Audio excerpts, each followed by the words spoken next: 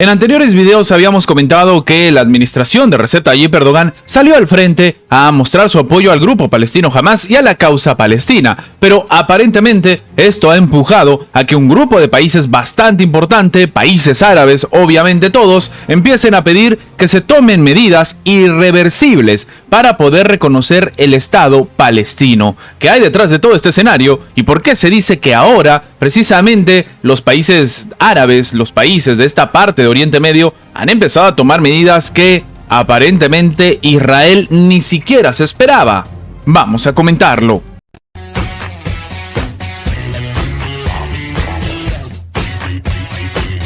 Arabia Saudita, Jordania, Egipto, los Emiratos Árabes Unidos y Qatar están pidiendo desde el día de hoy tomar medidas irreversibles para reconocer a Palestina e implementar la solución de los dos estados, al mismo tiempo que rechazaron categóricamente la operación militar de Israel en Rafah, en el extremo sur de la Franja de Gaza. Y este es un escenario bastante curioso porque, como hemos dicho, surge después de las propias palabras, en este caso de la administración turca. Recep Tayyip Erdogan, el presidente turco, salió al frente a decir que él apoya completamente la causa palestina y también a Hamas. De hecho, para tomar la atención de lo que está sucediendo, muchos expertos consideran que la voz de Turquía genera pues esta suerte de supervivencia, esta suerte de pronunciamiento por parte de los países de Oriente Medio a raíz de lo que está sucediendo. De hecho, algunos de estos países que hemos comentado en anteriores ocasiones mantuvieron el silencio o no definieron su propia postura.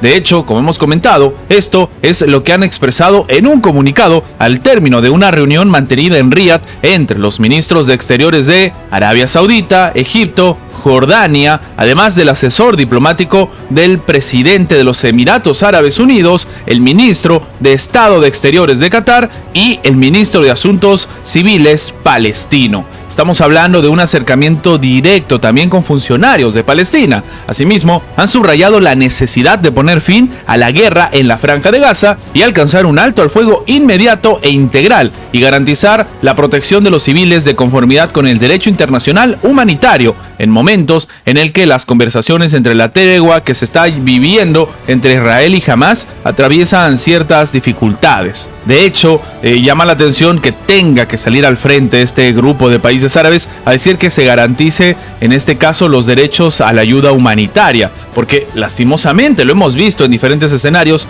precisamente Israel no se está caracterizando por hacer cumplir este derecho. Este encuentro ministerial consultivo que tuvo lugar en la víspera del arranque en Arabia Saudí de la reunión especial en el Foro Económico Mundial, que no es una coincidencia, que se alargará hasta el lunes y que pondrá el foco en la convulsa situación que se vive en Oriente Medio, en especial en la guerra en la Franja de Gaza, demuestra cuáles son las verdaderas intenciones y los propósitos de los países árabes a partir de este momento. De hecho, en la reunión del Foro Económico Mundial acudirán algunos de los actores clave para la desescalada del conflicto, como por ejemplo el secretario de Estado de Estados Unidos, Antony Blinken, que tras abandonar Riad, de hecho, va a ir precisamente rumbo a Israel, de acuerdo con los propios organizadores, es decir, algo que puede favorecer en este caso las intenciones y las aspiraciones de Oriente Medio. También van a participar los ministros de Exteriores del Reino Unido, de Alemania, de Francia, además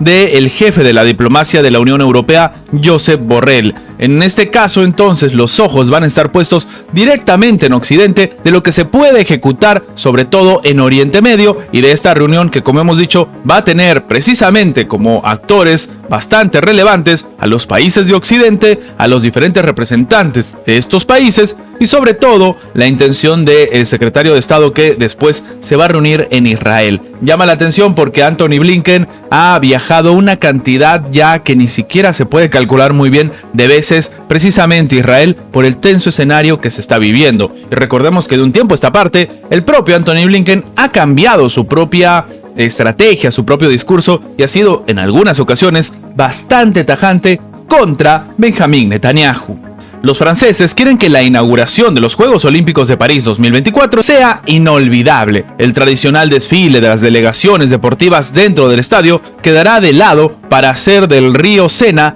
el protagonista. Una flota de 94 botes navegará el próximo 26 de julio durante 6 kilómetros, llevando a miles de atletas de 206 naciones. Esto ante la mirada de decenas de jefes de Estado y unas 300.000 personas que podrán estar a las orillas del río. Claro, esta ceremonia fastuosa al aire libre que romperá esquemas, que en este caso puede generar o se ha vuelto realmente una preocupación extrema para las autoridades que están organizando esto, pues ellos saben que este es el escenario ideal para un atentado terrorista, y Francia ha sufrido varios en las últimas décadas. De hecho, tras el ataque por parte del Estado Islámico en Moscú, que terminó con la vida de 144 personas, el gobierno de Emmanuel Macron ha decidido elevar su nivel de alerta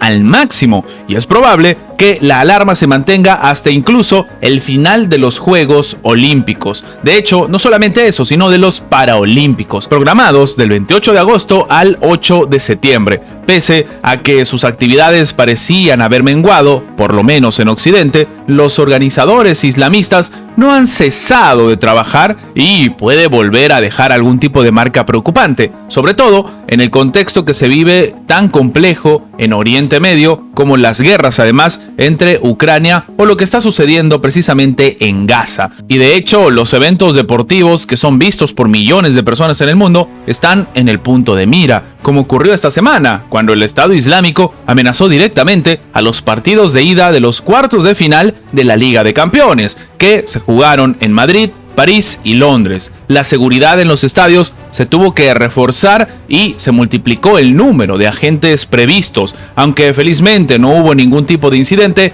la sombra de una masacre está en ciernes, sobre todo antes de los Juegos Olímpicos que van a terminar albergándose en Francia y la Eurocopa que se jugará en Alemania en junio. De hecho, esto ya lo ha dicho hace unas semanas el portavoz del Estado Islámico, Abu Huzaifa, quien ha dicho tras lo ocurrido en Moscú que van a incitar a los leones solitarios a tener como objetivos a los judíos y cruzados en todos los lugares, especialmente en Estados Unidos y en Europa. De manera literal, lo que ha señalado Roxana Juárez Parra, analista de la consultora Southern Pulse, es que los países occidentales, incluyendo los de América Latina, han perdido el foco de lo que está pasando con los grupos islamistas,